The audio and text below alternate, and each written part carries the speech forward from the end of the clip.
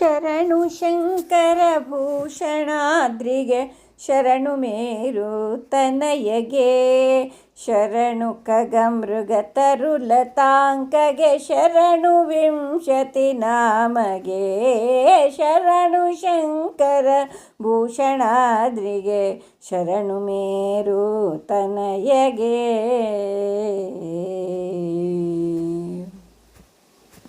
ವರಕ ನೀಲಾಂಜನ ಕನಕ ಋಷಿ ಗರುಡಗನ ನಾರಾಯಣ ವರಕ ನೀಲಾಂಜನ ಕನಕ ಋಷಿ ಗರುಡಗನ ನಾರಾಯಣ ಉರಗ ತೀರ್ಥಾನಂದ ಶ್ರೀ ಪುಷ್ಕರ ವೃಷಭ ವೈಕುಂಠಗೆ ಶರಣು ಶಂಕರ ಭೂಷಣಾದ್ರಿಗೆ ಶರಣು ಮೇರು ತನಯಗೆ ಜ್ಞಾನ ಪರ್ವತ ಮೇರು ಶೃಂಗಗೆ ಶ್ರೀನಿವಾಸ ಸುಕ್ರೀಡಗೆ ಜ್ಞಾನ ಪರ್ವತ ಮೇರು ಶೃಂಗಗೆ ಶ್ರೀನಿವಾಸ ಸುಕ್ರೀಡಗೆ ಪಂಚಾನನಾಕ್ವಯ ವೆಂಕಟಾದ್ರಿಗೆ ಪಂಚಾನನಾಕ್ವಯ ವೆಂಕಟಾದ್ರಿಗೆ ಕ್ಷೋಣಿಯೋಳು ಸುರಮಾನ್ಯಗೆ ಕ್ಷೋಣಿಯೋಳು ಸುರಮಾನ್ಯಗೆ ಶರಣು ಶಂಕರ ಭೂಷಣಾದ್ರಿಗೆ ಶರಣು ಮೇರು ತನಯಗೆ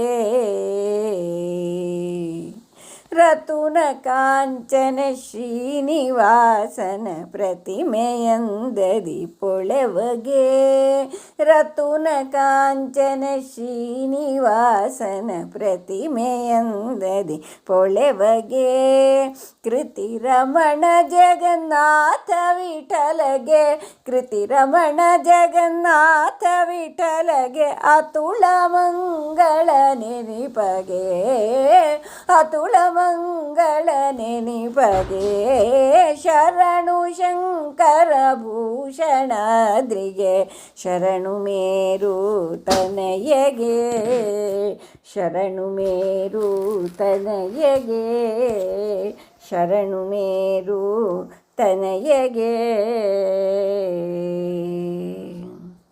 ಧನ್ಯವಾದಗಳು. ಜಗನ್ನಾಥದಾಸರು ಶರಣು ಶಂಕರ ಭೂಷಣಾದ್ರಿಗೆ ಎಂಬ ಒಂದು ಕೀರ್ತನೆಯಲ್ಲಿ ಶ್ರೀನಿವಾಸನ ಕ್ಷೇತ್ರವಾದ ತಿರುಪತಿಯ 20 ಹೆಸರುಗಳನ್ನು ತಮ್ಮ ಕೃತಿಯಲ್ಲಿ ಹೇಳಿದ್ದಾರೆ. ಶರಣು ಶಂಕರ ಭೂಷಣಾದ್ರಿಗೆ ಶರಣು ಮೇರು ತನಯಗೆ ಎಂದು ಹೇಳಿ ಅಲ್ಲಿ ಅದನ್ನು ವರಾಹರೂಪಿ ಭಗವಂತನಿಗೆ ಪ್ರಿಯವಾದದ್ದರಿಂದ ಅದು ವರಾಹಾದ್ರಿ, ನೀಲನೆಂಬ ವಾನರ ಅಲ್ಲಿ ವಾಸಿಸುತ್ತಿದ್ದರಿಂದ ನೀಲಾದ್ರಿ, ಅಂಜನಾದೇವಿಯ ತಪೋಭೂಮಿಯಾದ್ದರಿಂದ ಅಂಜನಾದ್ರಿ, ಸುವರ್ಣ ಸಮಕಾಂತಿಯಿಂದಾಗಿ ಕನಕಾಗ್ರಿ, ಯಮಧರ್ಮರಾಜನ ಸಾಧನಾ ಸ್ಥಳವಾದುದರಿಂದ ವೃಷಾದ್ರಿ, ಅಂದರೆ ಯಮಧರ್ಮರಾಯನ ವಾಹನ ಕೋಣ ವೃಷಭಾದ್ರಿಂದ ವೃಷಾದ್ರಿ, ತ್ರೇತೆಯಲ್ಲಿ ಗರುಡಾದ್ರಿ, ನಾರಾಯಣನೆಂಬ ಬ್ರಾಹ್ಮಣ ತಪಸ್ಸು ಮಾಡಿದ್ದರಿಂದ ಶ್ರೀಹರಿಯ ಅನುಗ್ರಹ ಪಡೆದದ್ದಕ್ಕೆ ನಾರಾಯಣಾದ್ರಿ, ಶೇಷದೇವರ ಮಾಡಿದ ಅನುಗ್ರಹಕ್ಕೆ ಸ್ಮರಣೆಯಾಗಿ ಶೇಷಾದ್ರಿ, ಸರ್ವತೀರ್ಥಗಳಿಂದ ಯುಕ್ತವಾದುದಕ್ಕೆ ತೀರ್ಥಾದ್ರಿ, ಆನಂದಪ್ರದವಾದುದಕ್ಕೆ ಆನಂದಾದ್ರಿ, ಸ್ವಾಮಿ ಪುಷ್ಕರಣಿ ಮೊದಲಾದ ಪುಷ್ಕರಣಿಗಳಿರುವುದರಿಂದ ಅದಕ್ಕೆ ಪುಷ್ಕರಾದ್ರಿ ಎಂದು ಹೆಸರು,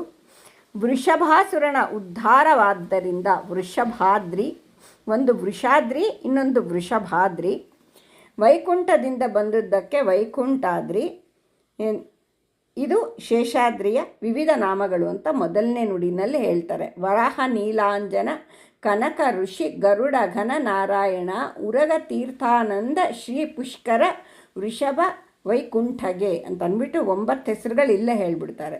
ಜ್ಞಾನ ಪರ್ವತ ಮೇರು ಶೃಂಗಗೆ ಶ್ರೀನಿವಾಸ ಕ್ರೀಡ ಪಂಚಾನನಕ್ವಯ ವೆಂಕಟಾದ್ರಿಗೆ ಕ್ಷೋಣಿಯಳು ಸುರಮಾನ್ಯಗೆ ಅಂತ ಹೇಳ್ತಿದ್ದಾರೆ. ತನ್ನ ಸೇವಿಸುವವರ ಅಜ್ಞಾನವನ್ನು ಕಳೆದು ಜ್ಞಾನವನ್ನು ಕೊಡುವುದರಿಂದ ಅದು ಜ್ಞಾನಾದ್ರಿ, ಮೇರುವಿನ ಪ್ರೀತಿಯ ಪುತ್ರ ಆದ್ದರಿಂದ ಮೇರು ಶೃಂಗ, ಶ್ರೀನಿವಾಸನ ಪ್ರೀತಿಯ ಲೀಲಾಭೂಮಿ ಆದುದರಿಂದ ಅದು ಕ್ರೀಡಾದ್ರಿ, ನರಸಿಂಹನ ವಿಶೇಷ ಸನ್ನಿಧಾನ ಹೊಂದಿರುವುದರಿಂದ ನರಸಿಂಹಾದ್ರಿ ಪಂಚಾನನ ಅಂತ ಹೇಳಿದಾರಲ್ಲ ಅದು. ಅಮೃತ ಐಶ್ವರ್ಯಪ್ರದವಾದುದರಿಂದ ವೆಂಕಟಾದ್ರಿ ಎನಿಸಿದ ಈ ಪವಿತ್ರ ಪರ್ವತಕ್ಕೆ ಸಮವಾದ ಕ್ಷೇತ್ರ ಭೂಮಿಯ ಮೇಲೆ ಇನ್ನೊಂದಿಲ್ಲ. ದೇವತೆಗಳಿಂದಲೂ ಆಧರಿಸಲ್ಪಡುವ ಈ ಪರ್ವತವನ್ನು ನಮಿಸೋಣ ಅಂತ ಹೇಳಿಬಿಟ್ಟು ಅಲ್ಲಿಗೆ 19 ಹೆಸರಾಗುತ್ತೆ.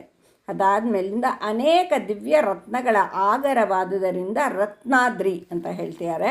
ಮಂಗಳಮಯವಾಗಿ ಕಾಂಚನಾದ್ರಿ ಎಂದು ಜ್ಞಾನಿಗಳಿಂದ ಸ್ತುತ್ಯವಾದ ಅಂತ ಅಲ್ಲಿಗೆ ಅಷ್ಟು ಹೆಸರುಗಳು ಮುಗಿಯುತ್ತೆ. ಕೃತಿಪತಿ ಜಗನ್ನಾಥ ವಿಠಲ ಶ್ರೀನಿವಾಸನ ಪ್ರತಿಮೆಯಂತೆ ಶೋಭಿಸುವ ಶ್ರೇಷ್ಠ ಪರ್ವತವನ್ನು ಭಕ್ತಿಯಿಂದ ನಮಿಸೋಣ ಅಂತ ಇದರಲ್ಲಿ ಸ್ತುತಿ ಮಾಡಿದ್ದಾರೆ. ಏನಂದರೆ ಈ ಹೆಸರುಗಳಿಗೂ ಎಲ್ಲ ವಿಶೇಷವಾದಂಥ ಸ್ಥಾನ ಇದೆ. ಶ್ರೀನಿವಾಸ ಕ್ಷೇತ್ರ ಮಹಿಮೆ ಅಂತಂದ್ಬಿಟ್ಟು ಬರೀ ಶ್ರೀನಿವಾಸನ ಮೂರ್ತಿ ಅಷ್ಟೇ ಅಲ್ಲ, ಪೂರ್ತಿ ಬೆಟ್ಟನೇ ಅವರಿಗೆ ಜ್ಞಾನಿಗಳಿಗೆ ಶ್ರೀನಿವಾಸನ ಮೂರ್ತಿ ಥರ ಕಂಡಿದೆ. ಅದಕ್ಕೋಸ್ಕರನೇ ಅವರು ಕಾಲದ್ರ ಮೇಲೆ ತುಳಿದಂಗೆ ಮಂಡಿ ಕಾಲಲ್ಲಿ ಹತ್ತಿದ್ರು ಅಂತ ಕತೆ ಬರುತ್ತೆ. ಪರ್ವತ ಆದ್ದರಿಂದ ಅದು ಸುಮ್ಮನೆ ದಾಸರು ಏನು ಇಲ್ಲಿ ಅವ್ರಿಗೇನು ಅನುಭವ ಆಗಿದೆ ಅದನ್ನೇ ಹಂಚ್ಕೋತಾ ಇದ್ದಾರೆ. ವಾದಿರಾಜ ತೀರ್ಥರೇ ಅದನ್ನು ಮಂಡಿ ಕಾಲ ಮೇಲೆ ಹತ್ತಿದ್ದಾರೆ. ಯಾಕೆಂದರೆ ಅವರಿಗೆ ಅಲ್ಲಿ ದೇವ್ರ ದರ್ಶನ ಆಗೋಗ್ಬಿಡ್ತು. ದೇವ್ರನ್ನ ಹೇಗೆ ತುಳಿಯೋದು ಅಂಥೇಳಿ ಮಂಡಿ ಕಾಲಲ್ಲಿ ಬೆಟ್ಟ ಹತ್ಕೊಂಡು ಹೋದರು ಅಂತ ಕತೆ ಇದೆ. ಪುರಂದರದಾಸರು ಎಲ್ಲರೂ ಕೂಡ ಈ ಪರ್ವತದ ಬಗ್ಗೆ ಕೃತಿಗಳನ್ನು ರಚಿಸಿದ್ದಾರೆ. ಅದರಲ್ಲಿ ಇದು ವಿಶೇಷವಾಗಿದೆ. ಇದರಲ್ಲಿ 20 ಹೆಸರು ಬರೋ ಹಾಗೆ ಜಗನ್ನಾಥ ದಾಸರು ನಿತ್ಯ ಪಠನೆಗೋಸ್ಕರ ಮಾಡಿಕೊಟ್ಟಿದ್ದಾರೆ.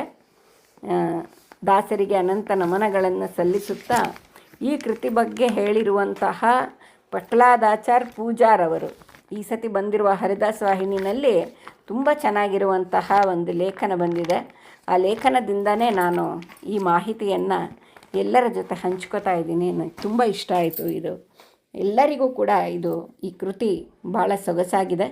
ಎಲ್ಲರೂ ಇದನ್ನು ಕಲಿಯೋಣ ಅಂತ ಹೇಳ್ತಾ ಶ್ರೀಕೃಷ್ಣ ಅರ್ಪಣಮಸ್ತು. ಧನ್ಯವಾದಗಳು.